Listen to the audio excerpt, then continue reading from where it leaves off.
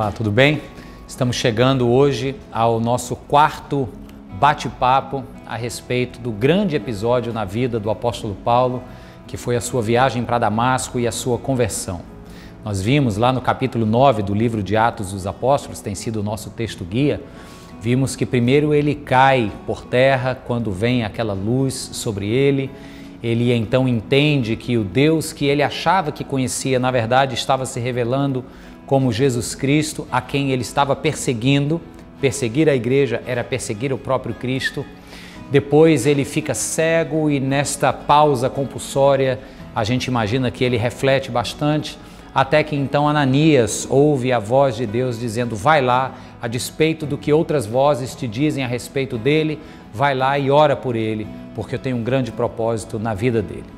Agora, neste momento, então, algo extraordinário e decisivo acontece na vida do apóstolo Paulo, e isso me faz um imenso desafio, e eu quero ler para você Atos capítulo 9, vamos ler a partir do verso de número 17.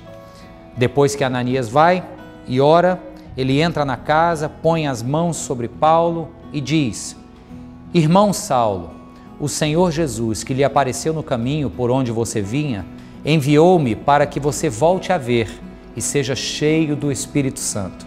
Verso 18, preste atenção.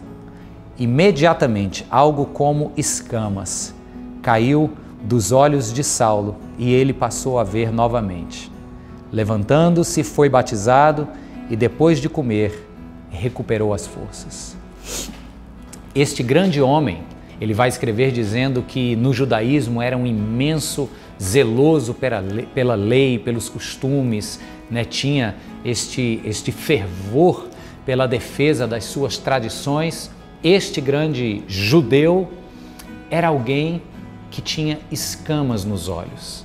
Esse termo é muito forte porque é como algo que deixa a nossa visão, se não míope, opaca ou completamente bloqueada para enxergar o mundo, a vida, a pessoa de Deus e a obra dele na nossa história nos impede de enxergar da maneira própria. E depois então que a oração por Saulo foi feita e que ele voltou a enxergar, caem de seus olhos coisas como que escamas, né? E ele então passa a ver, e uma vez vendo, ele é batizado, ele vai e segue o projeto que Deus tinha para ele. O que é que isso fala para mim no sentido de me desafiar? É que nós vivemos num mundo, queridos, onde a cultura ao nosso redor implanta escamas nos nossos olhos, a escola que a gente frequenta, a educação que a gente recebe, a influência de alguns líderes, sejam eles nossos pais ou algum chefe no trabalho ou alguém que nos influencie, constroem escamas que, se não bloquearem completamente a visão, elas pelo menos trabalham como se fossem filtros que nos fazem enxergar o mundo e as coisas e o próprio Deus, às vezes de maneira equivocada. O que é mais perigoso, contudo, é o que aconteceu na vida de Paulo.